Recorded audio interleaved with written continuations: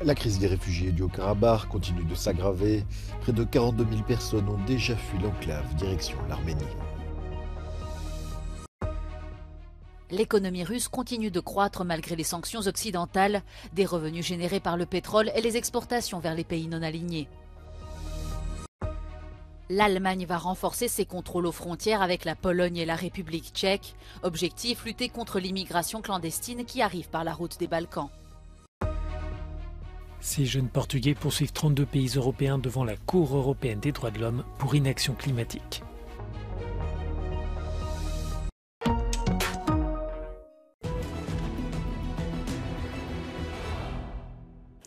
The general leading Ukraine's counteroffensive along the southern front line, Oleksandr Tarnavsky, promised, quote, good news from the front. But what is happening there?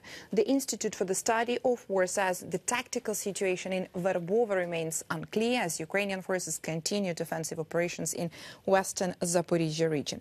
The Ukrainian General Staff reported that Ukrainian forces continued offensive operations in the Melitopol direction.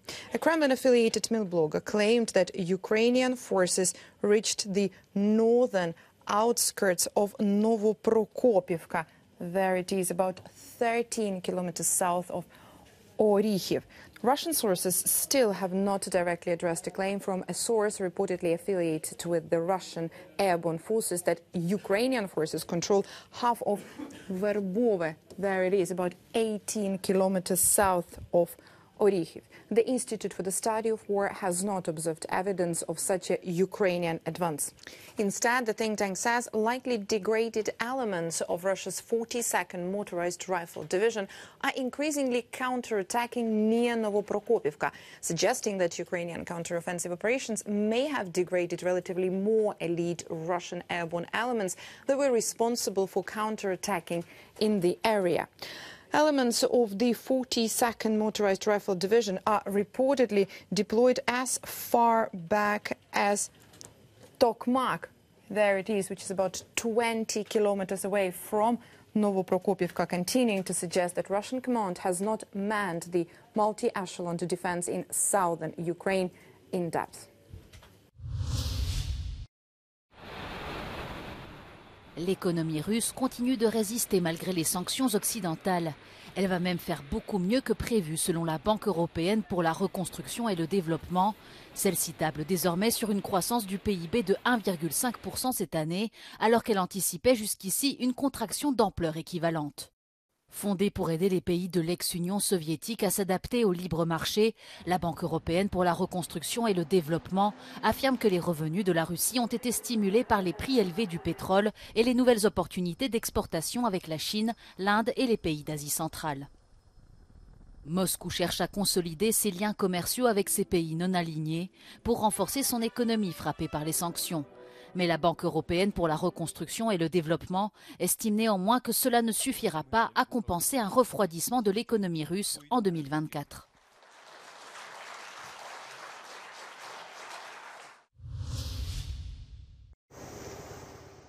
La crise des réfugiés du Haut-Karabakh continue de s'aggraver. Plus de 42 000 personnes fuyant l'enclave se trouvent déjà en Arménie, ont annoncé les autorités locales mercredi. L'évacuation arménienne du Haut-Karabakh se poursuit 4 jours après que les forces militaires azerbaïdjanaises ont revendiqué le contrôle de la région. Entre-temps, la ministre allemande des Affaires étrangères, Annalena Baerbock, a demandé à l'Azerbaïdjan d'autoriser des observateurs internationaux à pénétrer dans le Haut-Karabakh. Et les États-Unis affirment que le président Aliyev est ouvert à cette demande. President Aliyev has said there will be no further military action, and we expect him to abide by that.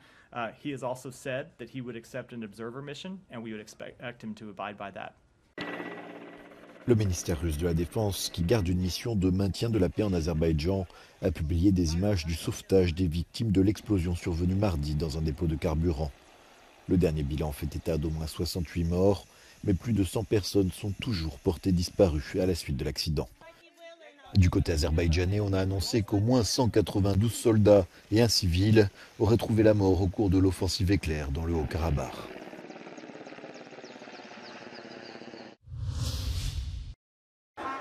L'ambassadeur de France au Niger a quitté Niamey tôt mercredi matin. C'était une des exigences des militaires au pouvoir à laquelle Paris a fini par céder après plusieurs semaines de bras de fer. D'après une source diplomatique, l'ambassadeur Sylvain Ité et 6 collaborateurs ont quitté la capitale vers 4 heures du matin. Dimanche soir, le président français Emmanuel Macron avait annoncé le retour de l'ambassadeur et le retrait des 1500 soldats français déployés au Niger. Paris ne reconnaît pas la légitimité des militaires arrivé au pouvoir après le coup d'État. Sans surprise, le Parlement espagnol a rejeté mercredi la candidature du chef de la droite, Alberto Núñez Feijóo, au poste de Premier ministre. Lors de ce premier vote, le chef du Parti populaire n'a recueilli que 172 voix. Il lui a manqué 4 voix pour former un gouvernement. Estamos aquí, señorías, para que no se borre el resultado electoral. Estamos aquí para que no se arrincone, ni se anule, ni se silencie a más de 8 millones de votantes. Chargé par le roi Felipe de former un gouvernement, le leader conservateur se soumettra vendredi à un deuxième vote où une majorité simple lui suffirait. Mais sauf un probable coup de théâtre, il ne sera pas non plus en mesure de l'emporter puisque 178 députés ont voté mercredi contre sa candidature. Une nouvelle défaite ouvrira ainsi la voie au Premier ministre sortant Pedro Sánchez qui espère renouveler son mandat grâce au soutien indispensable des indépendantistes catalans.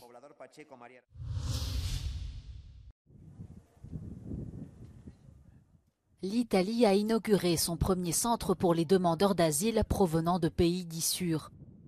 Situé dans la ville portuaire sicilienne de Pozzallo, celui-ci devrait permettre d'accélérer les traitements de demandes d'asile et d'héberger les personnes qui ne viennent pas de zones de conflit. Une inauguration qui survient alors que l'Italie lutte face à des arrivées massives depuis plusieurs semaines. L'île de Lampedusa, située à 150 km du littoral tunisien, est devenue la principale porte d'entrée des migrants venant d'Afrique du Nord.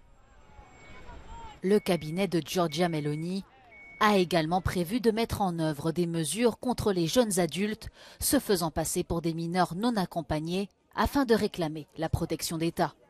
Quelques jours plus tôt, une caution de 5 000 € pour échapper au centre de rétention a également été mise en place.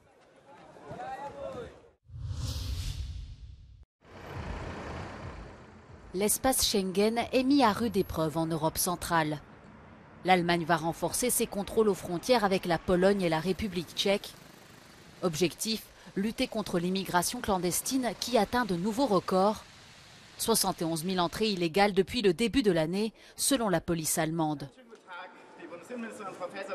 Wir müssen das grausame Geschäft der Schleuser unbedingt stoppen, denn die setzen mit maximalem Profit Menschenleben aufs Spiel. Deshalb nimmt die Bundespolizei ab sofort zusätzliche flexible Schwerpunktkontrollen an den Schleuserrouten an den Grenzen zu Polen und Tschechien vor. Les contrôles de police flexibles et mobiles entreront en vigueur cette semaine. Si l'Italie reste le principal pays touché par ces arrivées massives, la route des Balkans inquiète tout autant. La Slovénie a renforcé cette semaine les contrôles à sa frontière avec la Croatie.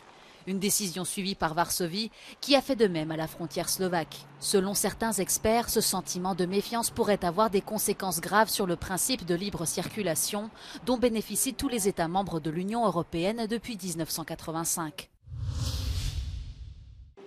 4 filles et 2 garçons, âgés de 11 à 24 ans, venus du Portugal, ont passé mercredi leur premier jour d'audience devant la Cour européenne des droits de l'homme à Strasbourg. Ils poursuivent 32 pays européens. Ces jeunes plaignants accusent ces gouvernements de ne pas s'attaquer à la crise climatique. Le projet de cette procédure est né en 2017 après des incendies au Portugal qui ont coûté la vie à plus d'une centaine de personnes. L'affaire a été portée il y a 2 ans devant la justice. Les plaignants disent toujours subir quotidiennement les conséquences de l'inaction climatique et craignent pour leur avenir. Como eu disse, com os fogos, são fogos que são muito perto da zona onde eu vivo. Fogos que já me puseram a minha vida em risco, a vida das minhas irmãs. Dias de escola que foram perdidos por causa de excesso de fumo no ar. As minhas doenças respiratórias não têm vindo a melhorar propriamente. We're talking about the right to individual private life, family life, and also because they're young, their future is at stake. So they experience the climate harms for a much greater period of time. Therefore, we're arguing they're discriminated against. And the court also asked us to deal with questions of inhumane treatment and degrading treatment by virtue of the mental anguish and traumatization that the climate crisis will create for them. Les avocats des plaignants s'attendent à une issue positive qui serait l'équivalent d'un traité régional juridiquement contraignant obligeant les 32 pays à accélérer leur action en faveur du climat. La commissaire aux droits de l'homme du Conseil de l'Europe partage cet avis. I think the time is right that we move from words to deeds, because as we know, there are numerous resolutions, numerous conventions, wonderful words on paper, but the action is missing. Pour leur part, les gouvernements considèrent que l'affaire ne dispose pas de preuves à l'appui des revendications qui sont spéculatives sur l'avenir. Ils ajoutent que les plaignants ne sont pas plus en danger que le reste de la population portugaise et que les autorités sont déjà en train de mettre en œuvre leurs engagements d'atténuation dans le cadre de l'accord de Paris. Uma equipe de 86 advogados representa os 32 governos. Os países em causa são os 27 da União Europeia e ainda Noruega, Suíça, Reino Unido, Turquia e Rússia. Um porta-voz dessa equipa disse à Euronews que não queriam fazer comentários nesta fase do processo. Isabel Marques da Silva, em Estrasburgo.